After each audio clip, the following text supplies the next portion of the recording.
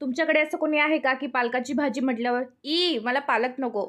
तर मग त्यांना ह्या पद्धतीची भाजी करून खाऊ घाला. तर मी गॅरंटीने सांगते, की ते नक्की आवडीने खातील. त्यासाठी काय करायचं आहे, कढईत मी 3 पळ्या तेल घेतले, त्यात मोहरी घातली आहे. नंतर 9 ते 10 लसणाच्या पाकळ्या आणि जिरं छान कुटून घेतले. मग ते तेलात परतून घेतले. त्यात हिंग घातलाय, हळद घातली आहे, 2 चमचे लाल तिखट घातले. लाल तिखटाचं प्रमाण कमी जास्त करू शकतात. नंतर धुतलेली आणि चाळणीत पाणी काढून ठेवलेली पालक त्यात परतून घेतली आहे. पालक छान परतून घ्यायची आहे आणि त्यातलं पाणी सुकायला पाहिजे असं.